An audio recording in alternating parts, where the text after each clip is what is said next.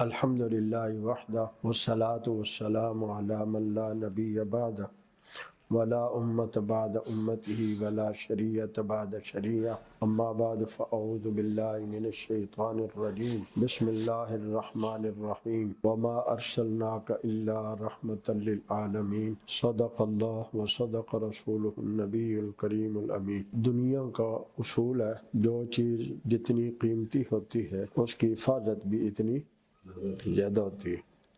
آپ کی جیب میں اگر 1000 کا نوٹ ہے تو اس کی حفاظت اور ہے، اور اگر آپ کی جیب میں 50,000 ہوں تو پھر حفاظت اور زیادہ ہوگی۔ اور اگر آپ کے والد صاحب آپ کو کہیں یہ 10 لاکھ دے آؤ فلاں جگہ، تو راستے میں جو بھی غور سے دیکھے گا آپ کو تو آپ ڈریں گے کہ کہیں خطرہ ہے۔ تو جتنی قیمتی چیز ہوتی ہے اس کی حفاظت بھی اتنی زیادہ ہوتی ہے، اس کے لیے حفاظت کا انتظام بھی اتنا زیادہ کرنا پڑتا ہے۔ یہ دنیا کا اصول ہے۔ پھر جو محافظ ہوتا ہے وہ جتنی بڑی جگہ پر ڈیوٹی دیتا ہے وہ اپنے آپ کو سمجھتا ہے میں اتنا بڑا محافظ ہوں۔ بھائی سڑک پہ جو کھڑا ہے چوکیدار، اس کی وقت اور ہے، اور جو کسی افسر کے ساتھ ہے اس کی ہے تو وہی چوکیدار ہے، اور جو صدر صاحب کے ساتھ ہے وہ وزیر اعظم صاحب کے ساتھ ہے تو اس کی وہ اپنی حیثیت اس سے بڑی سمجھتا ہے، اور جو چیف آف آرمی سٹاف کے ساتھ حفاظت کے لیے ہے وہ اپنے آپ کو اور سمجھتا ہے سب ہی محافظ۔ اگر کسی جگہ کے بدلنے سے، شخصیت کے بدلنے سے اس چوکیدار کی بھی شخصیت بدل جاتی ہے، تو شخصیت بڑھتی جائے، جگہ مقام بڑھتا جائے تو اس کی حفاظت ہے۔ ایک ہماری مسجد کا چوکیدار ہے اور ایک بیت اللہ شریف کا چوکیدار ہے، تو ہے دونوں مسجد کے چوکیدار۔ ایک مسجد نبوی شریف کا چوکیدار ہے اور ایک روضہ شریف کا چوکیدار ہے چوکیدار، پر جتنا جو چوکیدار مسجد نبوی میں حضور کے روضے پر چوکیداری کے لیے کھڑا ہے وہ اپنے آپ کو کتنا خوش نصیب سمجھتا ہے، ایسے ہی ہے نا۔ تو جگہ اور شخصیت کے بدلنے سے اس کی حیثیت بدل گئی، بڑھ گئی۔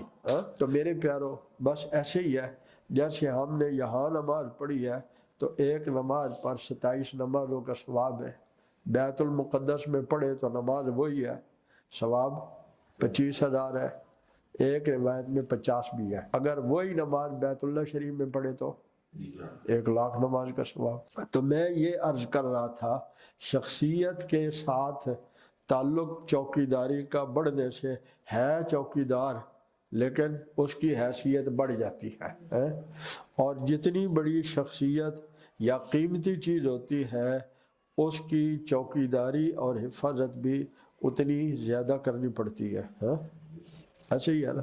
تو دنیا کے جو خزانے ہوتے ہیں اس پر بھی لوگ چوکیدار تو ہوتے ہیں، لیکن یہ بتاؤ اگر کوئی چوکیداری مصطفیٰ کریم صلی اللہ علیہ وسلم کی کرتا ہے تو اس کا مقام کیا ہوگا؟ اس کا مقام کیا ہوگا؟ ہے تو چوکیدار ہی ہے، تو چوکیدار ہے، لیکن مصطفیٰ کریم صلی اللہ علیہ وسلم کا چوکیدار ہے۔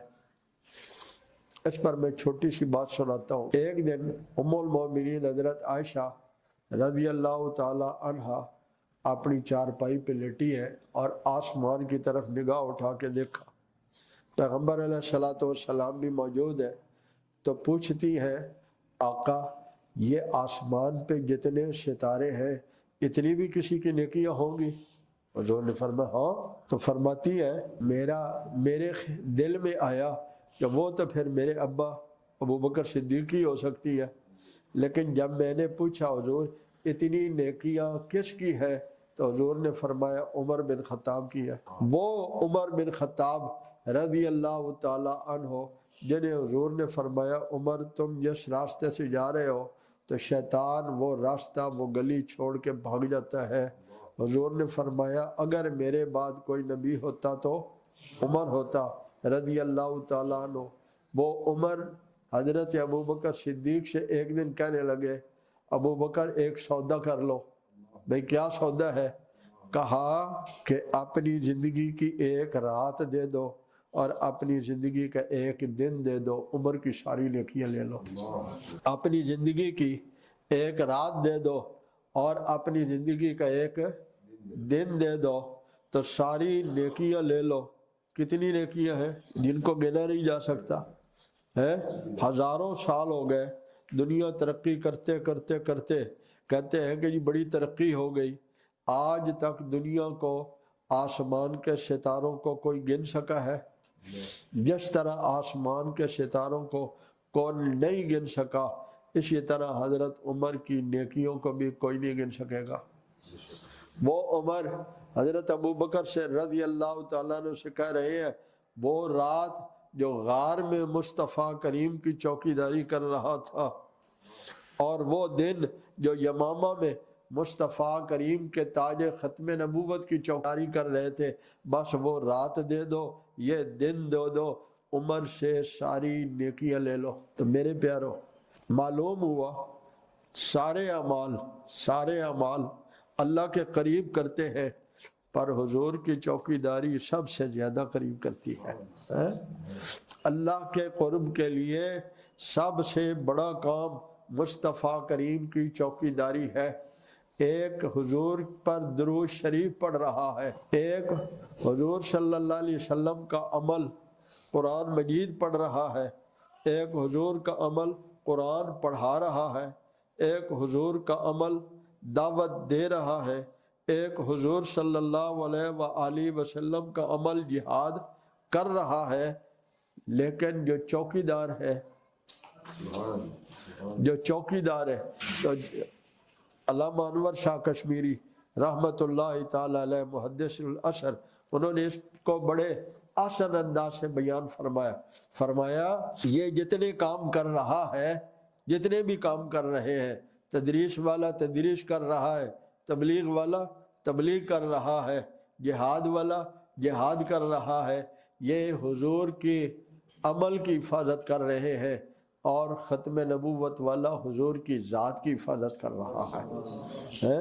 یہ حضور کی سنت کی خدمت کر رہے ہیں، وہ مصطفیٰ کریم کی ذات کی خدمت کر رہا ہے. تو چوکیدار بننے کی کوشش کریں، نیت کرتے ہیں. ہاں تو یہ بھی ذہن میں رکھے کہ اگر بادشاہ کا چوکیدار بننا ہو، صدر وزیر اعظم کا چوکیدار بننا ہو تو کتنے راستے اور کتنی محنتیں، کتنے اعتماد دلانا پڑتے ہیں. اچھا ہی ہے عام بندہ اپنا چوکیدار بغیر اعتماد کے نہیں رکھتا. جن کو اللہ نے حضور کی چوکیداری کے لیے قبول کیا ہے، اعتماد ہے تبھی تو قبول کیا ہے، اعتماد ہے تبھی تو قبول کیا ہے. باقی میرے اور آپ کے ذمہ کیا ہے؟ ہم نماز پڑھ کے، روزہ رکھ کے، ذکر کر کے، تلاوت کر کے، صدقہ خیرات کر کے، نیک کام کر کے دعا کریں یا اللہ ہمیں بھی ہماری اولادوں کو بھی حضور کی چوکیداری کے لیے قبول فرما لے. جب قبول ہو گیا تو پھر مرتبے نیکی گننی نہیں پڑے گی، پھر یہ ایک نیکی لاکھوں نیکیوں سے بڑی ہو جائے گی. اللہ مجھے آپ کو پیارے نبی صلی اللہ علیہ وسلم کی چوکیداری کے لیے قبول فرمائے اور اپنے اعمال کے بعد اپنے آپ کو حضور صلی اللہ علیہ وسلم کے تاج ختم نبوت کی چوکیداری کے لیے قبول کرانے کی دعا کرنے کی توفیق عطا فرمائے. وآخر دعوانا الحمدللہ. انوار ختم نبوت ٹرسٹ پاکستان.